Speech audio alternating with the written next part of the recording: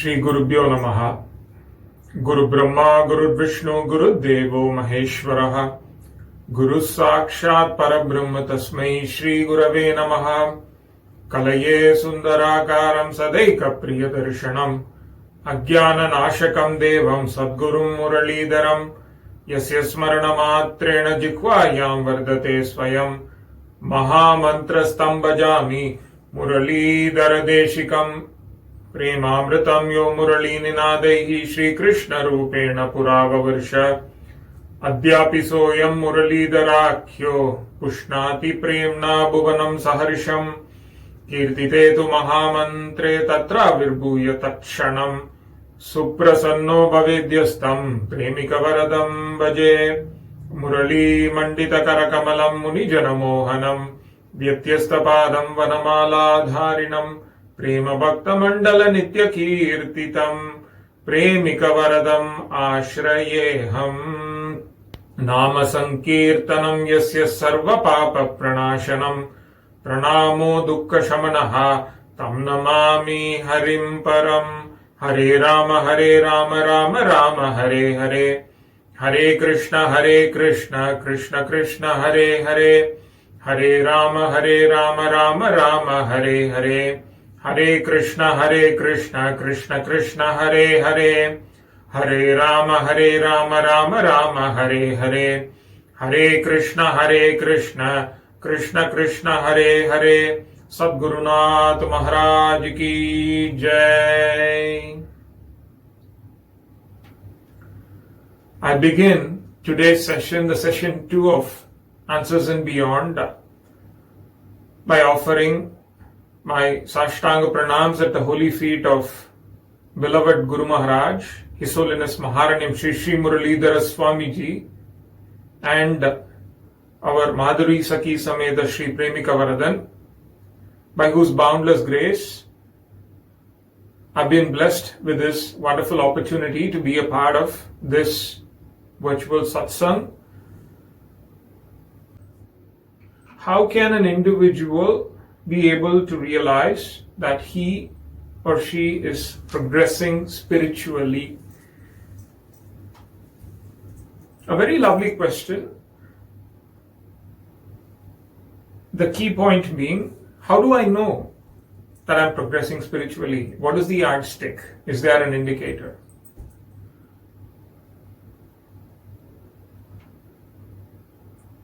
Generally, if we look at how we are as human race, is that we are very goal-driven people, aren't we? Most of us are, which is a very good thing, which is why we have been able to achieve the great things that we have in this modern world. That's how it works. We always set goals, we set these specific targets and we try to inch towards it in every way possible. That's how everything works in the world. That's a fact of life. In the smallest of things, we do that, don't we? We have this habit, it's so ingrained in us in this modern life, where we want to know how much we have progressed, or to put it in a better way, how much more is there left in order to reach that end point. Even say the simplest of things, if we are downloading something or you're uploading something, we want to know how many minutes remain or how much percentage remains, and we're constantly looking at it. We would not be satisfied to just know that it's happening. Okay, when is it going to end? How much is there to go? Even in a very relatable satsang context, I will tell you, let's say there is a Parayana. I don't speak for all of us, I'm talking about some of us. There will always be a designated number of chapters to cover on that day, so many adhyayams to finish. Every now and then, as the Parayanam is happening, Guru Maharaj would be all engrossed in it. Because such Parayanams go on for 4, 5, 6 hours. What we would do very quietly is to see how many more pages remain. It's a tendency, isn't it? I need to know how many pages or how many chapters I've covered and how much more remains. I'm not even going to the part where Guru Maharaj and Mahatmas would advise us to not look at it that way, but to drown in it, enjoy it,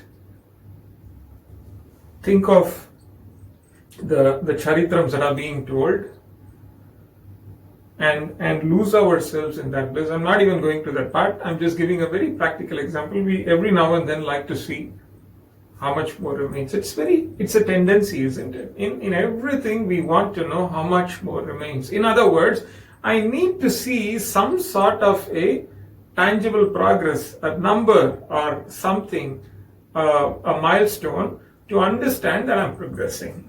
And it's that same mindset that also comes to me when I am in spiritual life.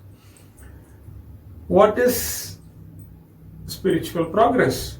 Okay, Guru Maharaj told me, chant Mahamantra, or he gave me some mantra to chant. I've been doing it to the best of my ability. I've been sincere with all the things that I have to balance in my day-to-day life. I have my work, I have family, I have responsibilities, I have things to do. There are days when I'm really not in the best of shapes, both physically or mentally.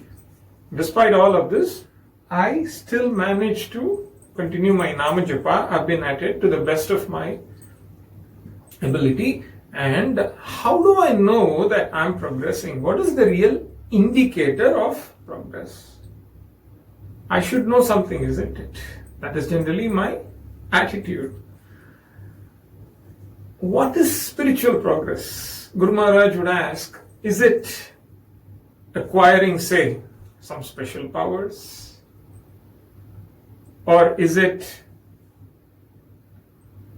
getting some visions, divine experiences, divine coincidences? I thought something was going to happen and it actually happened. Is it to be able to have, say, dreams, divine dreams, dreams related to God, dreams related to satsang? What is spiritual progress? How am I supposed to understand it? I will tell you a story that sort of addresses this issue. There was once a sadhu. He was a very simple man, and in the eyes of the worldly, he would look like he's yet another commoner just doing his own thing. One day he was sitting in this garden. He was sitting in one corner. His guru had given him a nama to do japa, just as how our Guru Maharaj has bestowed the Mahamantra. He was at it. He had his japamala and he was doing the japa very quietly. This is like very ordinary looking person. There's no real distinguishing feature that would make you even look at him for an extra second. It is just another person sitting in one side in the garden and he was doing his japa. As he was doing this, there was this huge crowd of people that all of a sudden entered the garden from one side and they were passing through him. This sadhu was completely in his own zone. He did not get distracted. He was not excited to see what was happening. It happens, isn't it? With all of us. It happens with me. It's like we are sitting there in the hall in satsang, and then when suddenly somebody comes, in fact Guru Maharaj, Premikavardhan, they're right in front of us, but what would happen is the immediate curiosity is turn and look at who's coming. Or even better, when one person looks, everybody else would like to look at it. So much so that I'm digressing a bit, but I'll still tell you that Guru Maharaj actually once made a temporary wooden partition to be placed in the side of the entrance so that if people turn away to look at what's going on from the entrance, they can't see anything but the wooden board. Even he has noticed how distracted I can be. But this sadhu was at his nama, he did not even turn to look. He did not get excited about it. Then all of a sudden he realized that this whole group sort of slowed down exactly where he was sitting. And then he looked up to see what was going on, why they're stopping here. And he realized that there was like another man who was standing in front, and actually these hundreds of people were following him. And this man had this huge beard. He was wearing these malas. And from the looks of it, it looked like he was the teacher or the guide or mentor to all these people. The few people around him immediately went up to this sadhu who was doing his Nama Japa. Do you know who's here? Did you not notice? He said, who's here? Oh, this great person, great personality. God Himself in a living form is standing before you, and you are not even standing up to show your respect, or you're not even acknowledging His presence. The sadhu did not argue there. He was a very simple person. He said, oh, is that so? Okay, I'm very happy to know that, but I have my nama to do. I'm going to continue to do it. He did not mean disrespect. He did not mean disregard. He did not think it was necessary for him to get excited about anything or get distracted away from his Guru's Upadesha. Then that master who was standing in front of him started speaking, because he was quite surprised by the way in which this man reacted. He has not seen anybody react like that in his lifetime. People would always be very excited when they saw him because he was very famous. Everybody knew him. Don't you know that it's me? He refers to himself. What is it that you're doing? You're so engrossed at. He said, I'm doing my Nama Japa. Okay. How long have you been doing this? I've been doing this for the past 21 years. By doing this for the past 21 years, what have you acquired? What is the progress? The sadhu did not say anything. He just smiled and he said that the very fact that I'm doing it for 20 years itself is the progress. I don't need any other progress. And this man said, I know some sadhanas. I can teach those to you if you bow down to me and accept me as your guru. Do you know what I am capable of? Do you know what my powers are? I've acquired all of that because of these sadhanas that I've done. I can teach them to you, but you have to bow down to me. And then what he did was he just turned back and he wanted to show off. There was an elephant that was standing at a distance. He looked at the elephant and he gestured. He mumbled some sacred mantras. And then he said, may this elephant die. I don't know how that's sacred. The moment he said that, the elephant collapsed. On the spot, the elephant died. And you can imagine how that crowd went. They were like, oh my God, this is Bhagwan, this is Lord. People were in tears. They were crying. Look at what He's capable of. And then this teacher turned back at our sadhu, who he was trying to impress. Despite the fact the whole world was impressed with him, he was not happy. He wanted to impress that one person. To his utter dismay, the sadhu was doing the same thing that he was doing. He is continuing his Nama Japam. He did not even show a reaction. He did not even pretend like he was amazed. And he thought, okay, maybe he didn't notice. Let me do something more. And he said, now look what I'm going to do. And he mumbled something else and he said, may this elephant come back to life again. And the moment he said that, the elephant just got up like it was asleep, waking up from a sleep. Back to life. Imagine.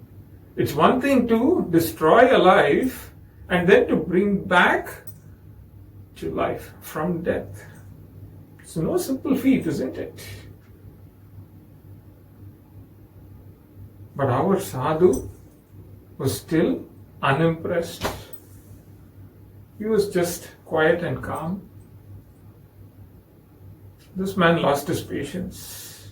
He was really angry. He said, "Are you in a proper frame of mind? Are you a sensible man? Did you not see what I just do? I made an elephant to die and then I brought it back to life. Who can do this? You've done so much japa, you say. Have you acquired any such power? I will teach you. Come to me." This is when our sadhu opened his mouth. He said, "Yes, it is a great thing what you've done. Elephant died, elephant came back to life. But can I tell you one thing, my friend? Even if you had not done anything, in a few years the elephant would have died. It has to die. Everybody has to die. And I'll tell you how it gets even better. After you die, life does not end there. If that journey was such, none of us need to be worried about anything at all. If that was where this road was going to end, if there was nothing called as a life after, where we are answerable to everything that we do, where we have to come back again and solve this problem once and for all, if we have to keep coming over and over again, if this did not exist, if we are born and then we travel and then one day the road ends, if this is how life is, there is absolutely no necessity for all these spiritual practices, sadhanas, philosophies, japa, nothing. Just live life, take things as they come, and then one day it will all end. But that's not how it happens, my friend. The elephant died. Even if you had not done anything, it would have died, say, another 5 years later, 10 years later. And if it did not attain moksha, if it did not get liberated, it will be born again. It has to come back to life. It may come back to life in another form. Not only now, it has done that several times, and it will happen over and over again till the day you finally realize God, realize the purpose of life. This has happened to the elephant. This is going to happen to you. It is going to happen to me. It is going to happen to a tiny fly. Nobody is an exception to this. So what is it that I need to be impressed here? Everything that is born will die. Everything that dies will have to be born again. That is what happened. So why should I be impressed? It is at that point he realized that this is no ordinary person that I'm talking to. This truly is a great saint. And he fell at his feet and he said, "You are my guru. I have all these things with me, but I don't have that peace of mind. I don't have that purpose. I don't know what I'm doing with all of this. The whole world follows me. Everybody calls me God. Everybody calls me as the greatest being that ever existed, but I know that I am not there. I've not even taken the first step. Today you have opened my eyes and you are my guru. Tell me what I should do." And then the sadhu told him, "You should also chant Nama and make sure that one day you get out of this circle." That truly is spiritual progress, not these powers, not all these special powers and all these things that you think are progress. So what is spiritual progress? Is it visions? Is it such special powers? Absolutely not. I will give you an instance that happened at our ashram in order to illustrate this. It so happened that Guru Maharaj was at our Madrapuri ashram 3 years back. That time, a couple came to have darshan of Guru Maharaj. They are devotees from a long time. They hadn't been around for some time and they visited. The moment Guru Maharaj saw them, Guru Maharaj said, "I don't remember seeing you during last Ekadasi. Where were you? What happened?" They were very happy that Guru Maharaj recognized the fact that they were not there during the Ekadasi. There's thousands of people. They felt so fortunate that he actually noticed that they hadn't come. Happens to a lot of us, many a time. Guru Maharaj always notices. He would always ask.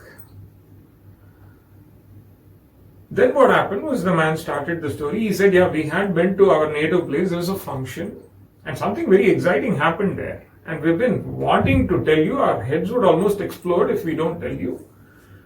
What happened was, a man came there, and everybody there treated him with a lot of regard and respect, and they said that he had some special powers. He could predict, he could say all kinds of things about a person's past, about who a person is, and about the future.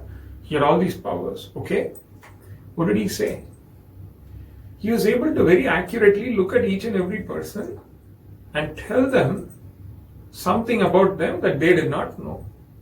He called one person and he said, "You are an incarnation of this particular Mahatma. He has come in your form again."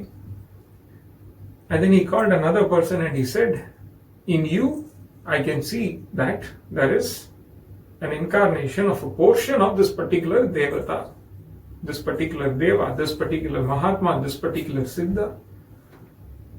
And when he came to us, he called me and my wife and he said, "The two of you, I'm not surprised that you are together in this Janma, because you are in fact this Mahatma, this divine couple. You have been together in the past. You are great spiritual souls. I'm not going to name the names. And you have reincarnated again in this world. I can see it in you." So he named Mahatmas who were couple in previous Janmas too. From the moment we heard it, we felt very happy. We wanted to come and share it with you, Guru Maharaj. It's a great thing, isn't it? This truly is spiritual progress. Even we don't realize, even he said it. You may not be aware of it. You may not know your own greatness. So we are spiritually evolved, isn't it? They wanted to ask Guru Maharaj very sincerely. Very sincerely. Guru Maharaj smiled. And the very first question that he put across to them was such a beautiful one. A very, I should say, signature Guru Maharaj style question. I will say it in Tamil and then I will translate it in English. Guru Maharaj said, "ஒவ்வொருத்தரை பார்த்தும் இந்த தெய்வத்துடைய அம்சம், அந்த சித்தருடைய அவதாரம், இந்த மகாபுருஷருடைய அவதாரம், அம்சாவதாரம், கலாவதாரம்லாம் சொன்னாரே, யாரையாவது பார்த்து நீ மனுஷன்னு சொன்னாரோன்னு கேட்டார்." He looked at each one of them, each one of you, and he said that you are all incarnations, reincarnations, Amsavatars and Kalavatars of all these great Mahatmas, Siddha Purushas, Devatas. Was he able to look at any one person and say that he is a human being? Guru Maharaj sort of answered it all right there. But he went on to elaborate. He said, "I understand your excitement upon hearing such things. But let me tell you one thing. What is spiritual progress? Spiritual progress is not about visions. It's not about special powers. It's not about all of these things that are so abstract. True spiritual progress is when we become finer people," Guru Maharaj said. Because God, towards who we are progressing or we aim to progress in the spiritual path, is the personification of love, is the personification of purity, is the personification of truth, is selflessness, is humility. And when we progress towards God, which is spiritual progress, it means that we too become finer people. We become loving. We become truthful. We become humble, at least better than how I was yesterday. I lose that hatred that I have towards other things. I lose my sense of greed when I look at anything. I look at everybody and every being as my very own. Or I look at them as the manifestations of God and Guru and learn to respect. In other words, from being this very narrow person, I slowly broaden out. And that broadening is the best indicator of spiritual progress. And Guru Maharaj said, you don't need anybody else to tell you if you're progressing spiritually. Look at your own self. If you feel that you've become less selfish, if you feel that you've become less bitter, if you feel that you've become less deceptive, if you feel that you've become a person that is more humble, then you are certainly progressing spiritually. And that is the true mark of a disciple. That is the true mark of a Bhagavata. That is the true mark of a one who is in satsang, one who chants Nama.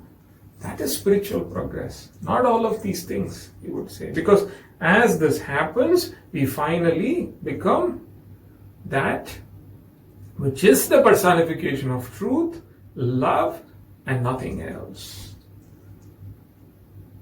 When we go towards that which is so broad, we cannot still be narrow-minded. Guru Maharaj would say that if you still retain such tendencies, while on one hand you're doing all these practices, you can take it that there's still a long way to go. It cannot happen that way. These are opposites, he would say, like the East and the West. கடவுள் அப்படிங்கிறவர் அகண்டமான ஒரு விஷயம். நாம் குறுகி குறுகி போய் அவர் அடைய முடியாதுன்னு சொல்வார். We can't do that. Can't do that.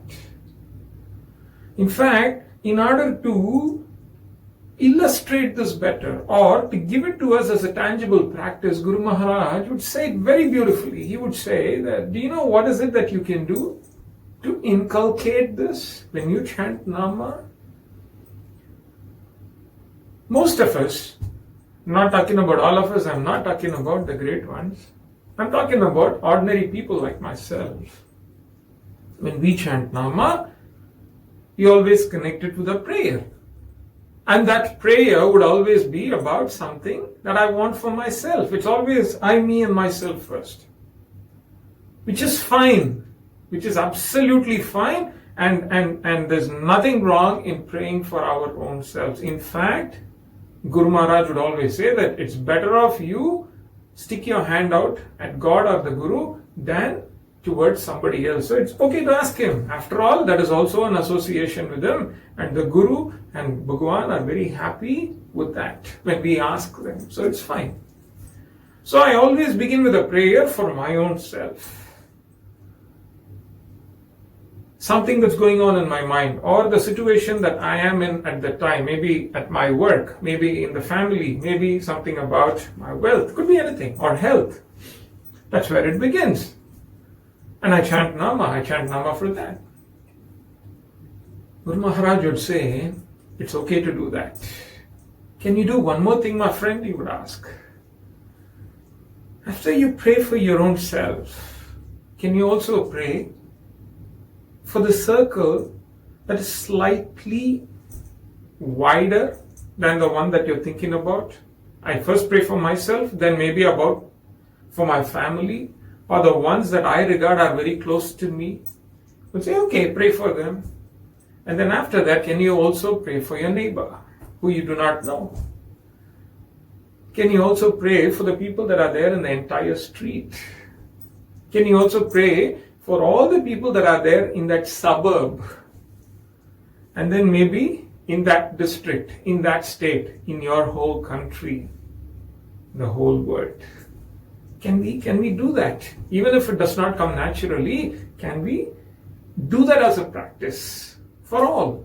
And then for all beings, not just human beings, for all life forms, for all beings, everywhere. That practice helps to broaden as we chant Nama, he would say. And then he would say, if after doing this, you're able to do one more thing, also send a heartfelt prayer for the one that you think is your enemy, for the one that you hate, for the one that you think is not a person that you ever want to shake hands with, who would harm you, in fact. If you can make a heartfelt prayer for that person as well, then God is very happy, he said.